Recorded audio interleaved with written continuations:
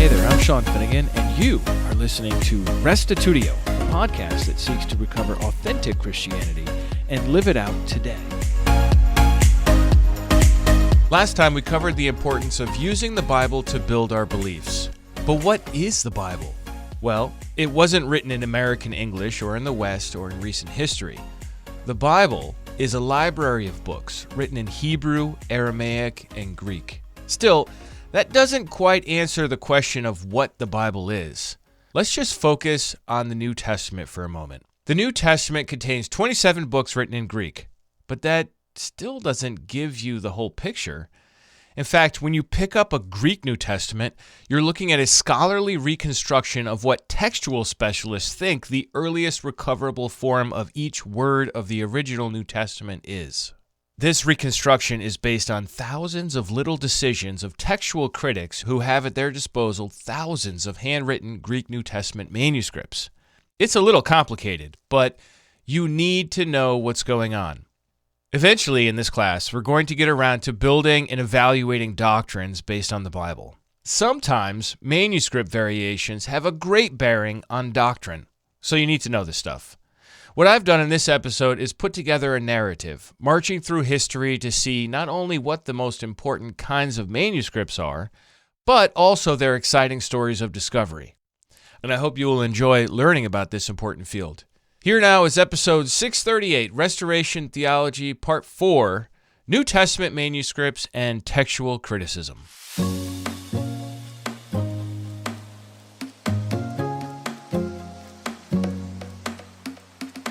I'd like to use the analogy of a tower to talk about what we're doing in this class. Of course, every tower has a foundation and lower levels upon which upper levels rest. Because restorationists believe in biblical primacy, guess what is at the bottom of the tower? The text of Scripture. The text of the Old Testament is the bottom layer, and then the text of the New Testament is the layer that rests upon the foundation of the Old Testament. And then we build from there, and we're going to build all the way up this tower until we get to the subject of theology. The Bible was written originally in Hebrew for the Old Testament and Greek for the New Testament, and it was written on parchment, which is kind of durable paper made from animal skin, and papyrus, which is also a durable paper made from Egyptian reeds. It's like a reed plant that grows along the Nile River. The papyrus paper comes from that. Scribes copied these scrolls and codices. You know what a scroll is. It's a piece of paper or papyrus or parchment that's rolled up. And some of our oldest stuff is a scroll, okay? But then there's also codices. Codices are where you take, it's just like a modern book, you take pages or what they call leaves and you sew them together, and that's what makes a codex, which is like an old-fashioned word for a book that we use when we talk about manuscripts. Scribes copied these scrolls and codices by hand. The Latin word for hand is manus, and the Latin word for what is written is scriptum, which is why a handwritten document is a manuscript.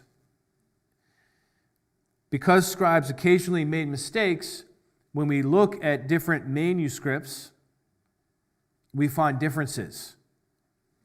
And this is inevitable. It's not nefarious. There's no malevolence or evil intention. It just happens when you're copying by hand. You're always going to make some sort of mistakes. Depending on how long it is and how diligent you are, probably how much you're paid as well. If you're getting paid more, you're more diligent. There are differences between professional scribes and people that are a little more just evangelistic, just trying to get stuff out. So it's important to compare manuscripts to each other and figure out the original reading. Once we do that, for every verse of the Bible, where there are variations at least, we have a complete text, what we call a critical text. A critical text of the Old Testament is in Hebrew. A critical text of the New Testament is in Greek. And that is a text that is the basis for translations. And that's the next layer of the tower. So we start with the text, and then we go to translation, and then we have to go to interpretation. let's start by talking about the New Testament. That'll be our subject for now. And then next time we'll look at the Old Testament. And I'll explain why I wanted to do the New Testament first later. Okay, but just for now, stick with me. The New Testament, to understand about the textual history of the New Testament, we have to understand about the Roman Empire.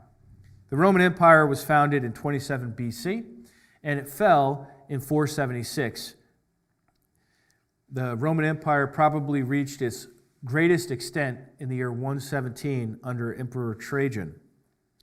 However, in 476, the western portion of the Roman Empire fell, and what was left was just the east. Because the Roman Empire survived in the east, we don't call it the Roman Empire, we call it the Byzantine Empire. But those people who lived then would have still called themselves citizens of the Roman Empire, even though in 476 Rome was lost and the Italian peninsula. But because Constantine had moved the capital from Rome to Constantinople in the year 330, in the east everything was fine, and they just kept going for another 1,000 years until the year 1453, when the Byzantine Empire finally fell. This is significant for us because the language of the Byzantine Empire, which is really just the Roman Empire that survives in the east, the language of that empire is Greek. And they are the group of people who stewarded and copied the Greek manuscripts that have survived till today that we call the Byzantine texts. The most famous example of the Byzantine text, at least for the Gospels, is Codex Alexandrinus. This comes from the 5th century, approximate date 400 to 440 AD. Over 90% of the Greek manuscripts that we have today, extant Greek manuscripts, over 90% are Byzantine texts. And that's why we also call it the majority text. About 70 years before the city of Rome fell to Odoacer, a man named Jerome translated the Bible from Greek into Latin. When Jerome translated the Bible from Greek into Latin, at least for the New Testament, and he also from Hebrew into Latin for the Old Testament, he used Byzantine texts to do it. Those were the texts that he had available. So Jerome's Latin Vulgate becomes the standard Bible in the West, and the Byzantines are continuing to use the Greek manuscripts in the East, but they're all based on the same text type, the Byzantine text type. And for century after century, everyone just assumed that the text the churches used was the only text. Then something exciting happened called the Renaissance. This cultural movement endeavored to revive the classical period, especially Greek and Latin literature. We talked about the Renaissance before. They looked to the classical world and they wanted to learn art, literature, and philosophy from the ancients and bring them into the modern time. The Renaissance, as it turns out, was a restorationist movement. They didn't want to depend on translations. They wanted to go back to the original version of Plato or Seneca or Cicero, just to mention 3 classical authors that were popular. Scholars began looking at the original Greek and Latin versions of many documents. And so there was a man named Lorenzo Valla in the 1400s, the first half of the 1400s. He was a linguist who wanted to correct errors in the manuscripts and get back to the original. And there was a famous document called the Donation of Constantine. This document, the Donation of Constantine, was allegedly written by Constantine talking about the Pope of the Church of Rome. And in this document, the emperor gives the Pope authority over Rome and the whole western portion of Christianity. Popes used this document to assert their authority all over Europe. And Valla looked at this document, analyzed the Latin words and style, and he noticed that this looks like an 8th century Latin text. Constantine died in the 4th century. This is a problem. It's 400 years out of sequence with history. And he disproved the legitimacy of this document. This was a watershed moment in scholarship in the 1400s. Others saw what Valla did and got on board, and they began comparing manuscripts to each other to root out scribal errors and also this was a forged document 400 years after the fact. So they wanted to get back to the sources as accurately as possible. The story affects the New Testament first with a man named Richard Bentley. In 1720, he proposed the first critical Greek New Testament. I have to kind of fast forward to the 1700s here because I fear I've already put too much information in here. All right, so Richard Bentley had written a proposal for printing. This is what he said in his own words. The author of this edition, observing that the printed copies of the New Testament, both of the original Greek and ancient Vulgar Latin, were taken from manuscripts of no great antiquity, such as the first editions could then procure, and now by God's providence there are manuscripts in Europe, accessible, though with great charge, above 1,000 years old in both languages, believes he may do good service to common Christianity if he publishes a new edition of the Greek and Latin, not according to the recent and interpolated copies, but as represented in the most ancient and venerable manuscripts, in Greek and Roman capital letters, uncials. To confirm the lections which the author places in the text, he makes use of the old versions, Syriac, Coptic, Gothic, and Ethiopic, and all of the fathers, Greeks and Latins, within the first 5 centuries, and he gives in his notes all the various readings, now known, within the said 5 centuries, so that the reader has under one view what the first ages of the church knew of the text, and what has crept into the copies since is of no value or authority. So that's his project. That's what he wants to do. He sends out men to find manuscripts. Richard Bentley already had Codex Alexandrinus. I already showed you a picture of that. Codex Alexandrinus was a 5th century text. It's a very old text, okay, but still from the 400s. And there's actually a funny story about him. This is from William Peterson. He says, when the King's Library, then located in Abingdon House, Westminster, burned in 1731, an eyewitness described how Bentley, then aged 69, entered the burning library clad only in his nightgown and a great wig, and emerged with this priceless Codex Alexandrinus cradled in his arms. So this text actually almost burned in a fire in a library, and he went in and rescued it. He also had access to Codex Bezae, which I'm not going to talk much about, but that was at Cambridge University Library. So what did Bentley do? According to Peterson, Bentley not only sent out his own assistants, such as Castley and Walker, but also asked the keepers of great collections throughout Europe to assist him by providing collations of important manuscripts in their charge. In collegial fashion, the scholars obliged. The most significant, quote-unquote, discovery was Codex Vaticanus, a 4th century manuscript in the Vatican Library. Now, when Bentley got access to Codex Vaticanus, this is a different manuscript. It's almost a whole New Testament. It's missing some books of the New Testament, but a majority of the New Testament. When he got access to it, he was shocked to see the difference between Vaticanus and Alexandrinus, and it kind of derailed his whole project, which he thought was going to be a little easier than it really was. Sadly, Bentley died before he was able to actually do this research and publish this book. That was his proposal that you write, that I read to you earlier, that then gets investors to invest in you, so then you have the money to do the project. Then you have to sell the books and pay the investors back. So he actually never wrote the book, and he had to give the money back. So although he didn't produce a critical text, Bentley is known as the father of New Testament textual criticism. Now, textual criticism has nothing to do about criticizing the Bible. It has to do with criticizing the manuscripts to figure out which one is likely to be the original reading, okay? Because you can have 2 different manuscripts. In some verses, this has older readings, and in the other one, some verses, that has older readings. It's not always like just because the paper's older doesn't mean the readings are older. I don't know if that made any sense, but just stick with me. Moving on then, 1775, Johann Griesbach carried forward Bentley's vision. He identified textual families, groupings of manuscripts that had similar characteristics.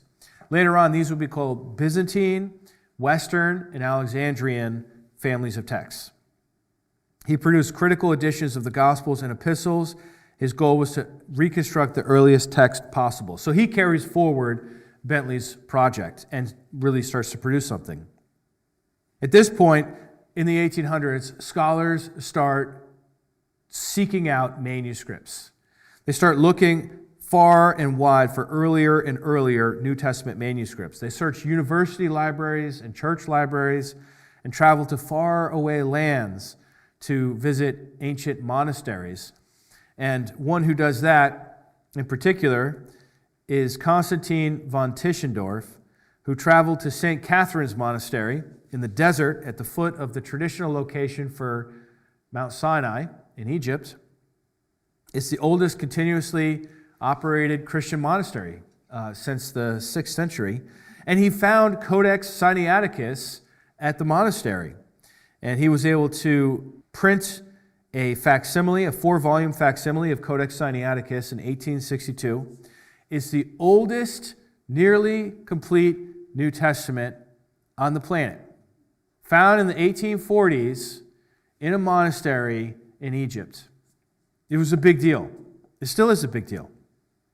It's as old as Vaticanus, but it's got even more of the New Testament than Vaticanus has in it. Still not complete, but very close.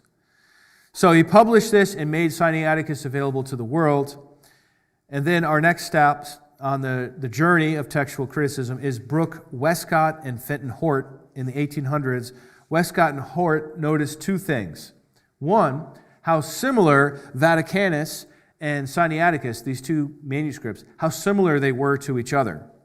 And how different they were from the majority of all the Greek manuscripts called the Byzantine texts, 90% of what we have, thousands upon thousands. They all say one thing, but then these really old ones, Sinaiticus and Vaticanus, they say something different, just a little bit different here and there.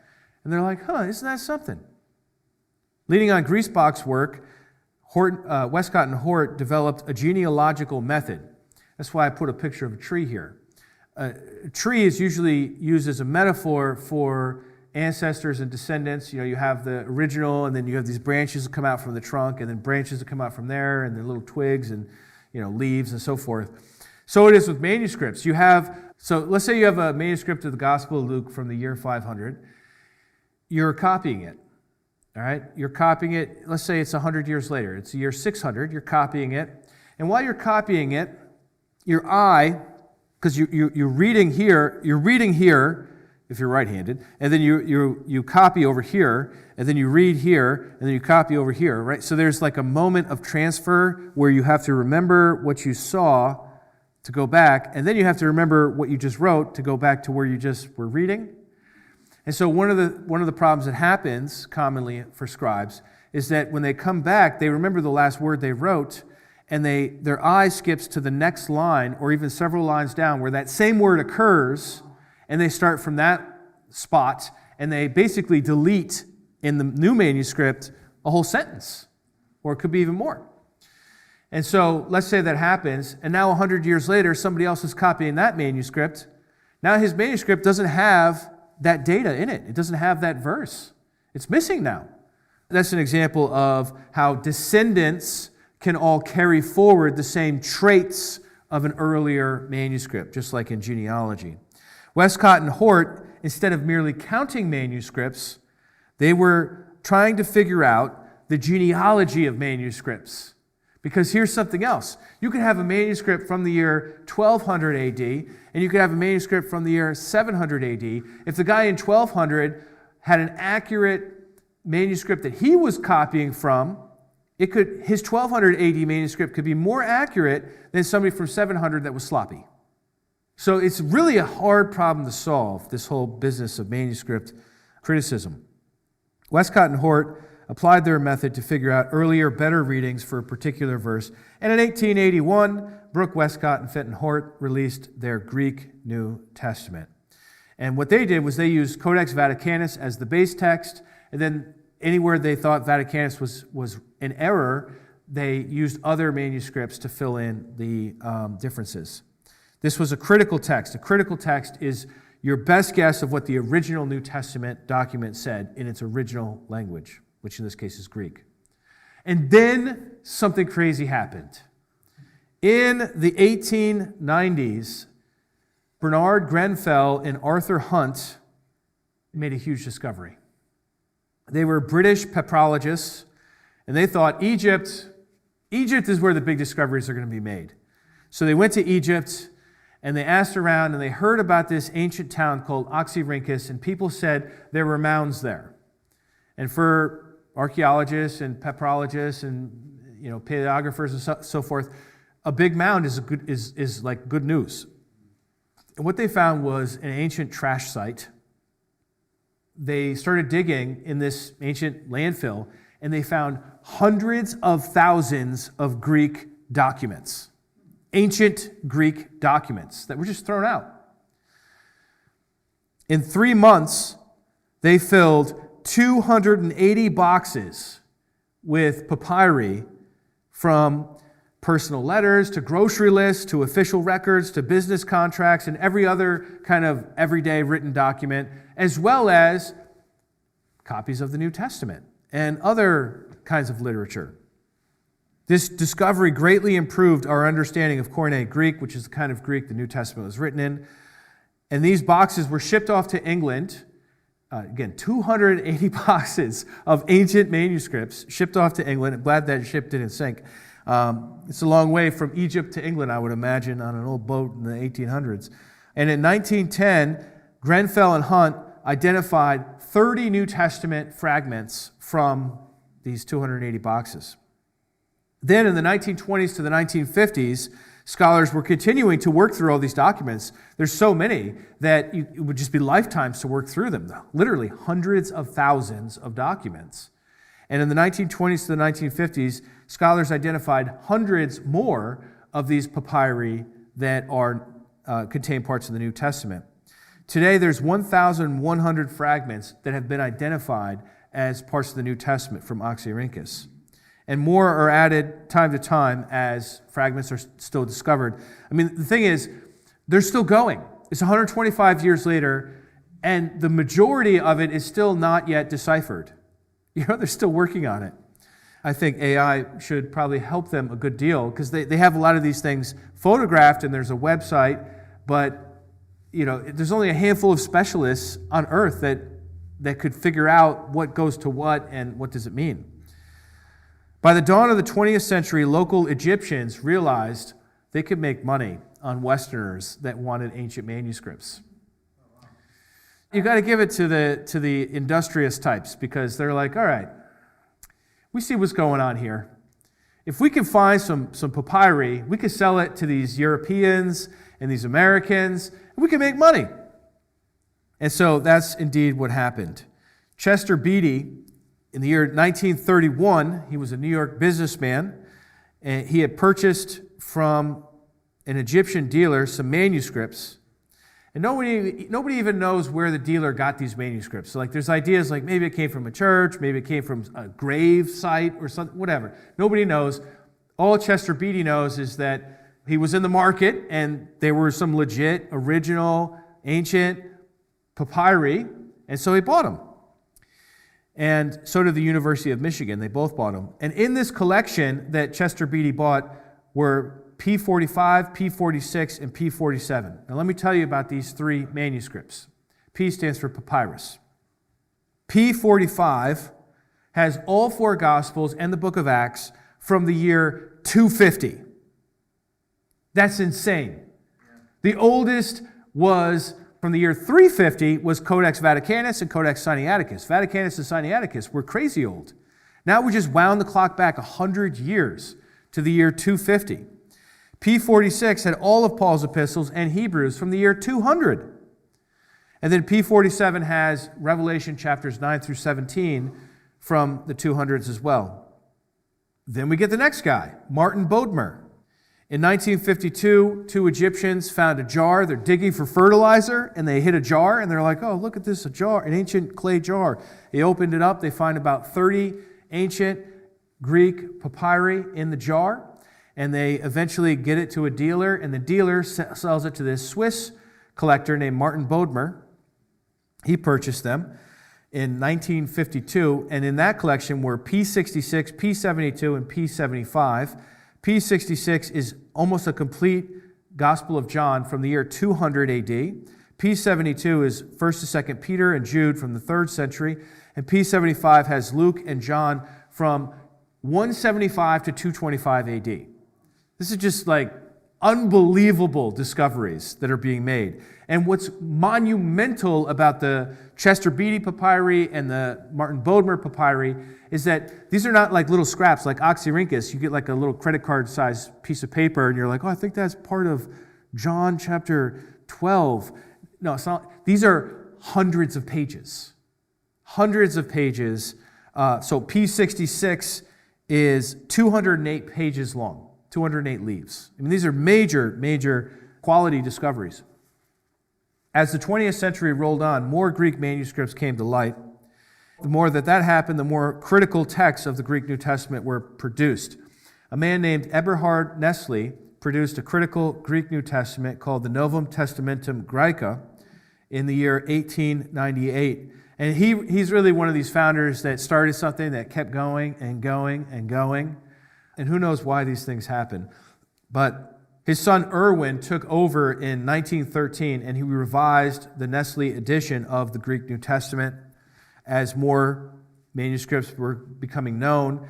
Then in 1952, a man named Kurt Aland got involved and added more manuscripts to the apparatus at the bottom of each page and produced a new version called the Nestle Aland 25. That was in 1963. It was already, in 1963, the 25th edition. So every edition, they're getting closer and closer to what the original Greek New Testament said. As they're comparing, now it's not even hundreds of manuscripts, now it's thousands of manuscripts that they're comparing. The Nestle Aland continued to go through revisions. By the end of the 20th century, there are 5,000 Greek manuscripts. But it's not even that simple, because we also have translations into other ancient languages. I read to you this before, but we have Gothic, Coptic, Ethiopic, Old Latin before Jerome's Latin. We have all these ancient translations that we use. But it's even more than that. Also, the church fathers would quote the Bible. And so we have all these church fathers writing. So the number of references to ancient New Testament are something like 24,000 if we add in all that other stuff, and lectionaries as well, which we're not going to get into. So in 1997, something needed to happen. The Institute for New Testament Research began using computers. Dun, dun, dun. And they developed a method called the Coherence-Based Genealogical Method, CBGM. This is like a human plus computer way of keeping track of things and figuring out which reading is more likely to be the original. This resulted in the Nestle Aland 28th edition in the year 2012, and the Nestle Aland 29th edition is due to come out this year in 2026. It should actually already be out, but I don't think it is, although I didn't check today. So who knows? It'll come out very soon, the Nestle Aland 29th edition. Each time a new NA comes out, we use NA to refer to Nestle Aland. This is the Greek New Testament critical text. You get new English translations. And so you ask yourself, well, why do we keep having so many English translations? And why do they always have the year? So like the New American Standard Bible, first version was like 1970 something, maybe 77. And then they did it again in 95, and then they did it again in 2020. Why did they just get it right the first time? Well, new discoveries are being made. We're getting closer to the more ancient versions of the text. And the English language is also changing. That's another issue that happens where words start to mean different things. So each time, like I said, a new Nestle Aland edition comes out, we get a raft of new English translations, which is likely to happen in the next couple of years, as this year the 29th edition is coming out. And I suspect that AI is going to play a big role in this in the very near future as they get rid of this old system and they develop new systems that are automated and are able to comprehend and maybe not comprehend, but compare accurately many tens of thousands of texts and be able to figure out more accurately. And I think that's going to happen. All right, so that's a brief history of textual criticism. of the New Testament, you can see there are these major discoveries, and then there are these groups of scholars that work together to try to figure out, okay, what is the likely to be original? I am not talking about English. I'm not talking about translations. I'm talking about the text that everyone uses to make it into English or Swahili or Chinese or German or whatever. That's what I'm talking about today, the text itself. All right, so what I thought I would do with the rest of the time that I have with you is look at an example, a really important example, to show you how this works in real life. So I want to look at 1 John 5, verses 7 through 8. On the left here, I have the Greek text from the Byzantine text. Okay, so it's a Greek text of 1 John 5, 7 through 8. On the right, I have a very literal translation. Okay, and I'm going to read to you just the English side of it, and it says the following. So this is 1 John 5, 7 through 8, based on the Byzantine text. It says, "For there are three who testify in the heaven, the Father, the Word, and the Holy Spirit, and these three are one. And there are three who testify on the earth, the Spirit, and the water, and the blood, and the three are in agreement." The words in the heaven, the Father, the Word, and the Holy Spirit, and these three are one, and there are three who testify on the earth, that little section right there, those words are not found in the earlier Greek manuscripts. Somebody added those words into the Bible, but they had become traditional. Ever since the Latin version, so when they started printing Greek New Testament, starting in the year 1516 and going forward from there, they're like, well, we need to, actually the 1516 version didn't have this. That's another story for another day. But 1528 version and following, after that, they all had it. Until the year 1979. In the year 1979, in the Nestle-Aland 26th edition, they removed these extra words from the main text of the Greek critical text that translators use, and instead they had it read like this: "For there are three who testify, the Spirit and the water and the blood, and the three are in agreement." That's all it says. That's all it says. But how do you know? How do I even know that? Well, probably the most in-depth way you can know is you go to this website, the Center for the Study of New Testament Manuscripts.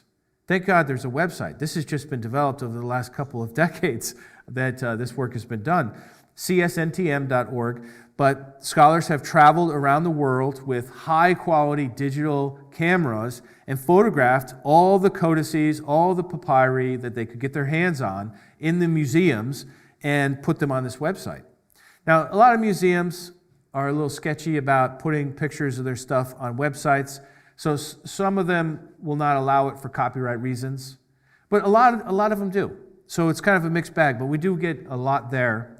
And so if you look up something in there, you can find Codex Sinaiticus, which I already mentioned tonight, but then finding your place where in Codex Sinaiticus is 1 John 5, 7, that's a little tricky because you got no chapters, you got no verses, and you got no spaces between the words, and all capitals. So it's not like an easy thing to find. But I marked it there for you, so you can see, with the blue, you can see where it says that there are three who testify or witness, the Spirit and the water and the blood, and these three are in agreement. So it ends right about there. So this section here confirms the fact that longer section is not in it. But in order to do that sort of level of work, you got to not only learn Greek, but you also have to train your eye to be able to read words that have no spaces. And this one really threw me when I was trying to read this before. This letter right here actually goes to this word on the next line. And I was like, how do I get water out of this? But it's the word for water. And it looks like it's a different word here, but it's not. I was confused. So anyhow, my point is, it takes a lot of training and a lot of specialization. And this class is not assuming that you have training and specialization and PhDs and all the rest of this. This class is for normal people. So, what can you do? What's an easier way? Well, Bruce Metzger wrote the Textual Commentary of the Greek New Testament. It's been the definitive textual commentary of the New Testament since 1971. And this book, what it does is it just goes through all of the interesting differences between the manuscripts of the New Testament, and it cites for you which one they think is most likely to be correct, and then they give it a rating. A means they are certain it is correct. B means they're not certain it's correct. They're mostly certain. C means there's some real question here. And D means we really don't know. And there's only like 4 Ds in the whole New Testament, 4 or 5, 6, something like that. There's not very many Ds. And then they give an explanation for each one, which is really great. This recently, in the year 2025, has just been updated by Hugh Houghton, who produced it, once again, on behalf of the German Bible Society. But again, to use these resources, you have to know the Greek language. So, although it's a lot easier than actually like looking through a manuscript, it's still out of reach for most English speakers. So that's why we have the Net Bible website, netbible.org. You go to this website, you find your verse, and you read the footnote. Everything's in English. Isn't that great? Everything's in English. And I'm going to give you, here's the footnote from netbible.org on 1 John 5:7. This longer reading is found only in 10 late manuscripts, 4 of which have the words in a marginal note. These manuscripts range in date from the 10th century to the 18th. They include the following, and they list out all the manuscripts. Manuscripts have numbers or letters, one or the other. There are minor variations among these codices. The earliest manuscript, Codex 221, includes the reading in a marginal note. It means like off to the side, added sometime after the original composition. The oldest manuscripts with the comma in its text is from the 14th century. 1,400 years after Christ, we get this new verse in the Bible. This seems fishy to me, right? But the wording here departs and so on. He goes on from there. I'm going to just skip to the end here. Thus, there is no sure evidence of this reading in any Greek manuscript until the 14th century. That's the Net Bible.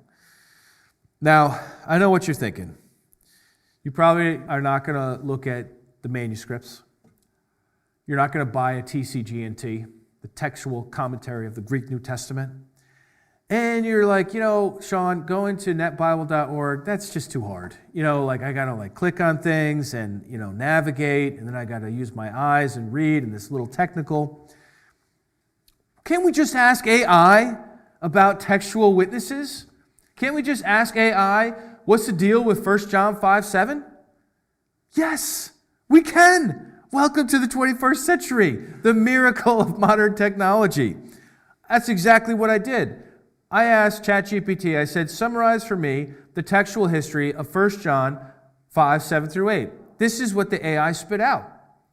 1 John 5:7 through 8, the Comma Johanneum, textual history, concise. Original text. All early Greek manuscripts, 4th to the 10th century, read a shorter form, speaking of 3 witnesses, spirit, water, and blood, with no explicit Trinitarian formula. This is the consensus of modern critical editions. Then it talked to me about the Latin, talked to me about the Greek, it talked to me about printed Bibles and modern translations, and then I got the bottom line, which says, the shorter reading is original. The Trinitarian comma is a late Latin interpolation with minimal secondary Greek support. Boom! So here's my point. It's not that you have to go through all this stuff. Just ask your AI, right? Just ask your AI. But you still have to be able to understand what the AI is saying. If it starts talking to you about Codex Vaticanus and Codex Sinaiticus and Codex Alexandrinus, now you know that those are 4th and 5th century codices, which are a fancy word for book. Handwritten New Testament, okay? And if they start talking about papyri, now you know. Papyri are the really, really earliest stuff that we have. Some of them are just a scrap of paper. Some of them are 200 pages long, but they're early stuff from the 100s, the 200s, the 300s mostly. Let's review. The last 2 centuries have seen the discovery of over 5,000 Greek New Testament manuscripts. These manuscripts have many variant readings between them. Scholars, called textual critics, have developed tools to figure out which variants are likely to be original. There have been 29 major editions of the Greek New Testament as we move closer and closer to the most accurate form we can get. Resources like the TCG&T, netbible.org, and AI chatbots can tell you what variants there are for a particular verse. We live in an exciting time. Next time, we'll look at Old Testament manuscripts, and it's a totally different story with totally different characters in the story.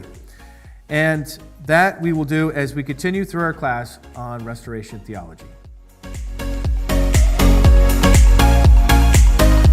Well, that brings this presentation to an end. What did you think? Come on over to restitutio.org and find episode 638 on New Testament manuscripts and textual criticism and leave your feedback there. I just realized when I was putting this episode out that I had labeled the one from last week 636. So apparently it's 636, 636, and then 638. I just corrected it, but I don't know if it'll show up in your podcast feed or on YouTube. So apologies for that.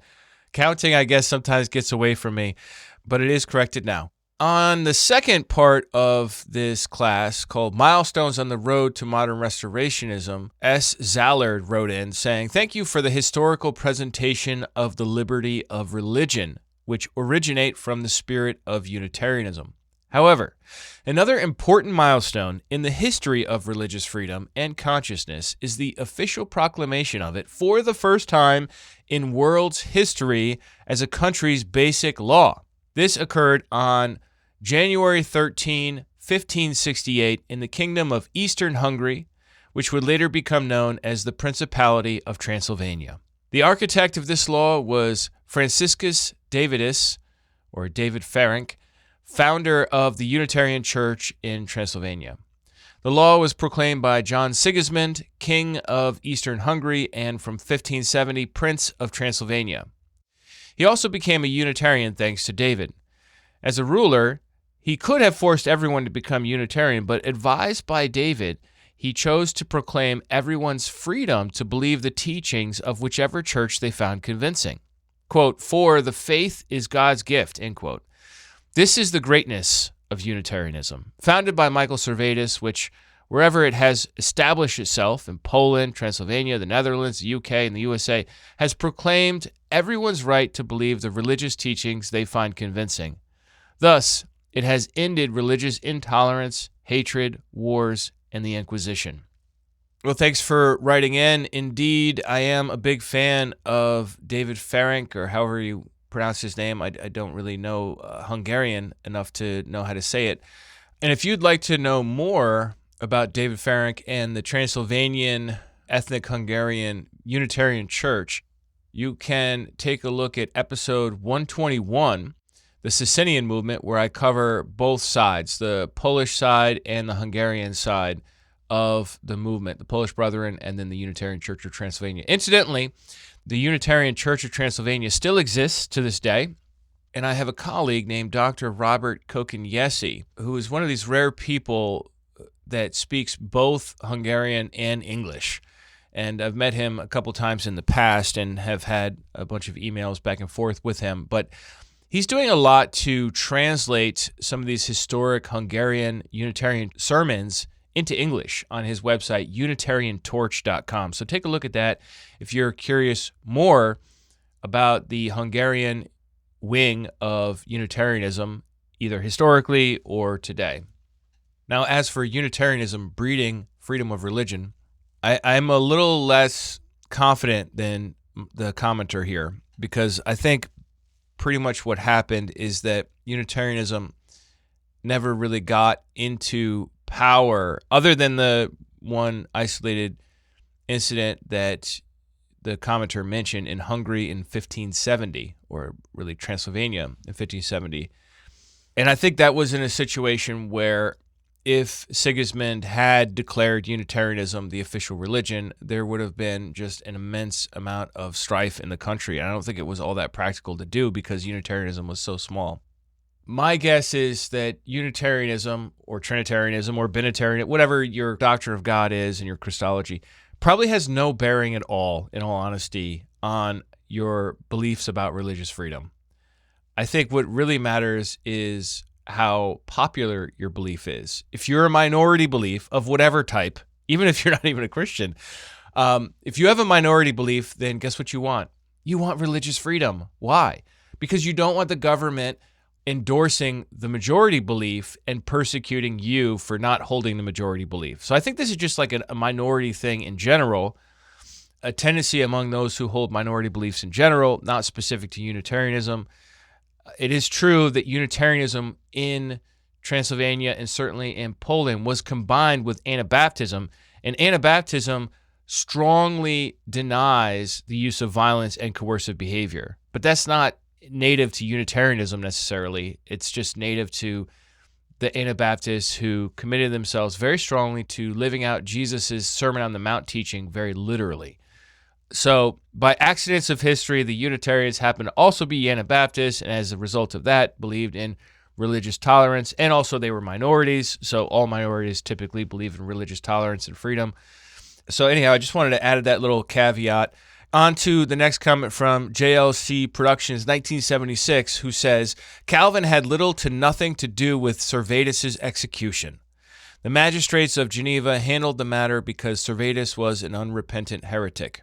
And there were also quite a few other comments in on that episode short on Calvin murdering Servetus. Did he murder Servetus? Did he not murder Servetus? Well, it depends on how you look at it. I just want to respond to this individual. Others have responded quite a bit on that YouTube short as well, but I just wanted to say a couple things. First of all, if you are interested in what happened in Geneva in 1553 between John Calvin and Michael Servetus, you must read the book Out of the Flames by Lawrence and Nancy Goldstone. It's a well-documented book about what happened. Here are some facts to lay out. Calvin knew Servetus. They were not strangers to each other. In fact, they had met in 1546 through a common acquaintance and sent each other quite a few letters debating doctrine, each of them using a pseudonym.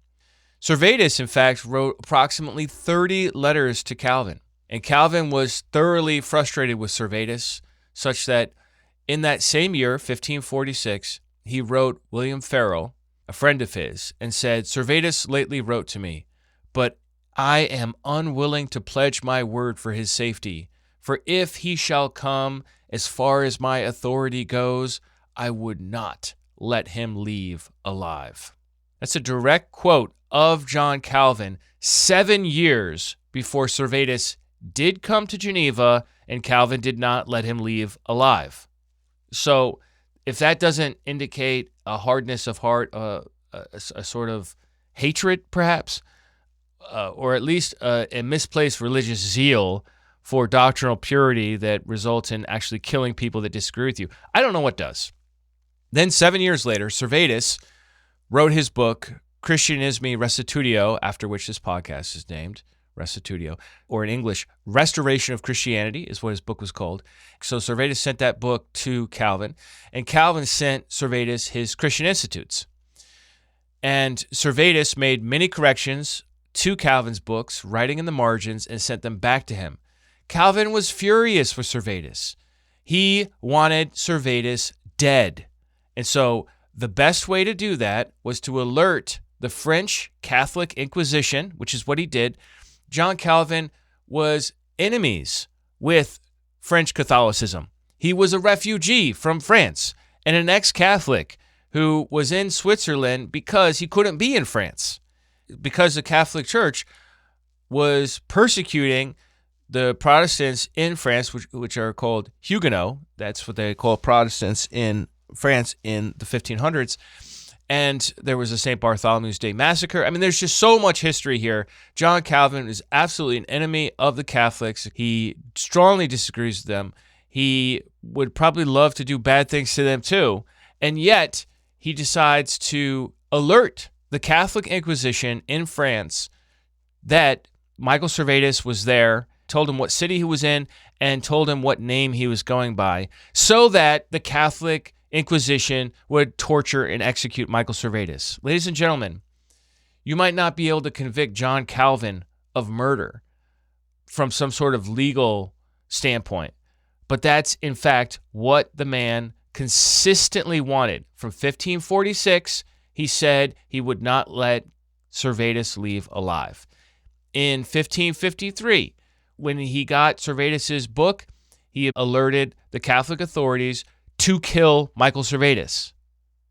And then later that same year, when Michael Servetus, who obviously must not have realized that John Calvin was behind this whole thing, went to church where John Calvin was preaching, specifically to hear John Calvin preach, because he was probably curious of what it sounded like, and he must have liked John Calvin to some degree because he wrote him 30 letters. Calvin identified Servetus and had the city magistrates arrest him. Calvin participated in the trial. Calvin heartily agreed with Servetus's execution and even defended it afterwards when he faced criticism. So yes, it's true, technically, that John Calvin did not murder Servetus. He did not technically arrest him. No, he told other people that he was a criminal and told them to arrest him. He did not technically accuse him of crimes. No, he had his secretary do it with a list of crimes that Calvin had drafted.